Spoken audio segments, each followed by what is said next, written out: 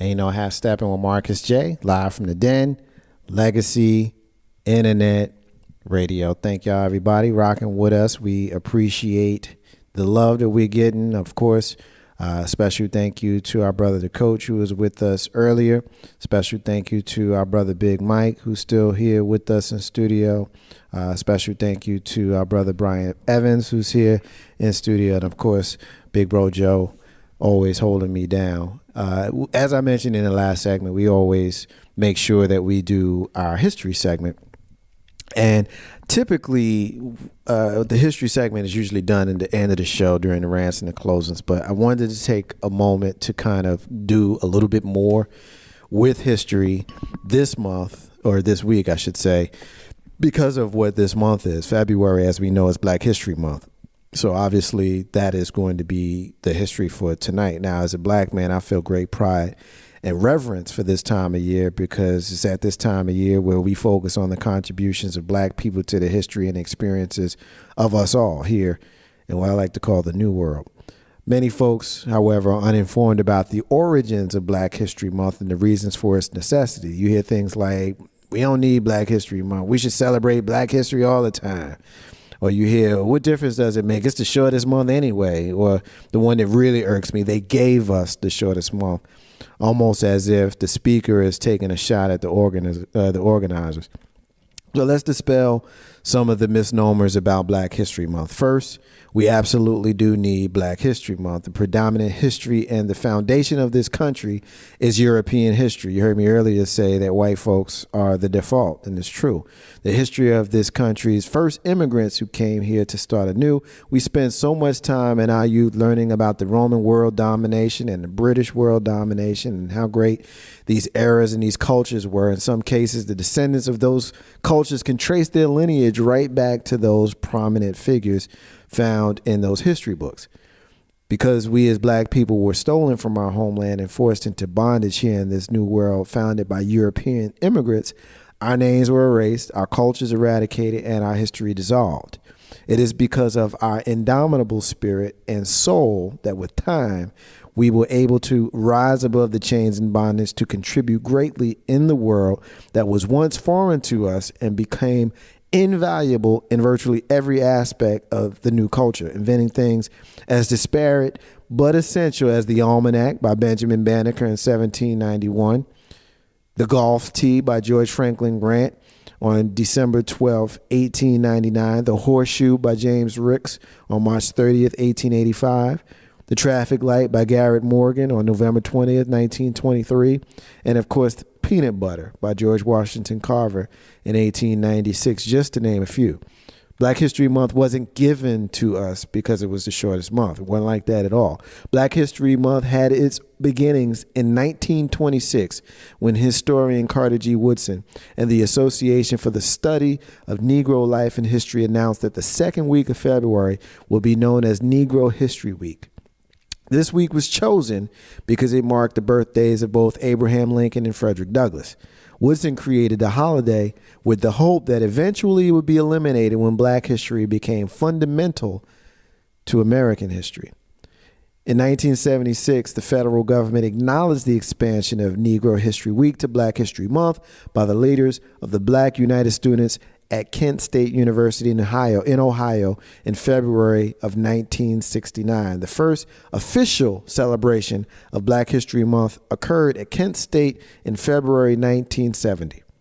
6 years later, during the bicentennial, the expansion of Negro History Week to Black History Month was finally recognized by the United States government. President Gerald Ford spoke in regards to this, urging Americans to, quote, seize the opportunity to honor the too often neglected accomplishments of black Americans in every area or endeavor throughout our history, end quote.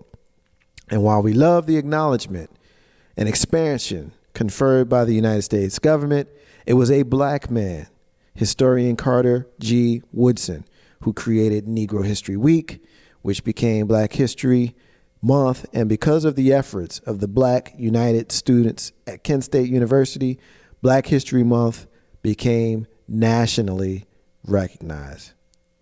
That is this week's moment in Black history. So, or in history rather. So I want to take a moment, go around the room, start with you, B. Thoughts on Black history. I just kind of gave the history. You don't have to refer to any of that.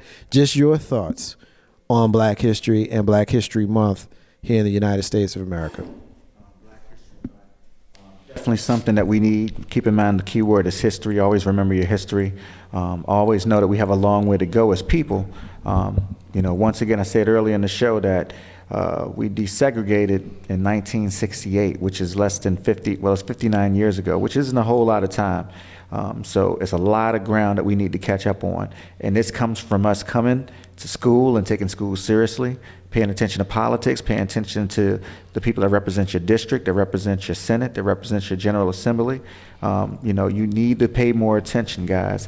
Don't listen to the radio, and I'm gonna say this on my brother's radio station because I don't care. Radio 1 is not your best friend. They play robotic music to make your kids drug users, alcoholics, sluts, and you need to pay attention to that. You listen to any other radio station, they would not dare play the music that Radio 1 plays for our kids. Pay attention, people. Black History Month is more than what's going on in the past. It's about paying attention to the past so you know how to dictate your future. Big Mike, what's your thoughts on Black History Month? I think it's critical that we emphasize some of these things that get pushed aside, so that people have a sense of self-esteem. I think that's a huge issue in our culture. Is they try to undermine our self-esteem at times, and if we don't focus on the positive things that we contribute to the society, and a lot of the people don't know because it's not publicized, unless it's publicized by us, and particularly for this month. I think that it continues to contribute to the sense of a negativity about it. It undermines us as a people if we don't stand up for what we've accomplished. Right. I can dig it. Big bro?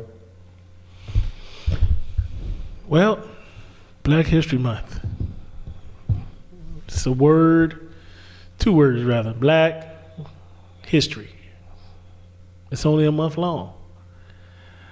I'm a little bit dejected sometimes when I think about Black History Month because of all the contributions that have been made, all of the things that we take for granted in our society, in America at this present time, and we don't get the just due that we should.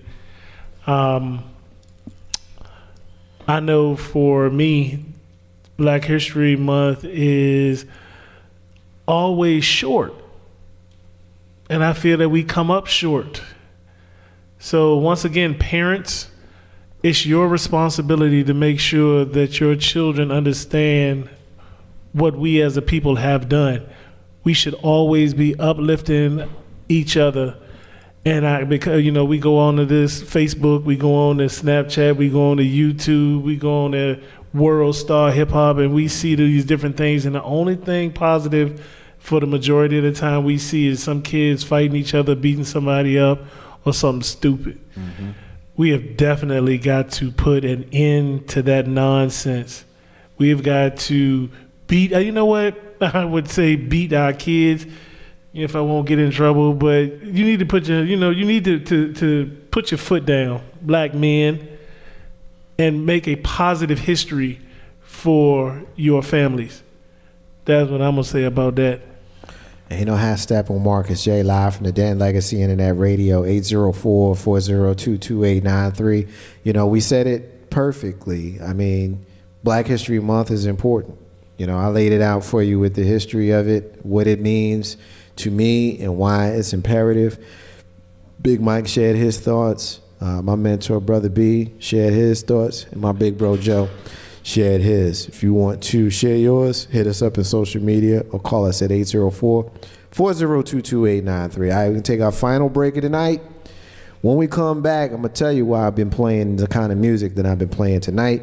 I got a big announcement that I want to share with you about a future show. Big Mike Our brother B and Big Bro Joe will share their rants and closings. We got a missing child. We still got a lot of show to do left. You're listening to the flagship show of Legacy Internet Radio. Ain't no half stepping with Marcus J. You rocking with us. We rolling with you. We'll be back in a few. Yo, it's Big Rube, Legacy Internet Radio. You know what I'm rocking with. Ain't no half stepping with Marcus J. Check us out, www.legacyinternetradio.com. Of course, as you know, independence is the key to building your legacy. It's Big Rube. You better be listening. Bout.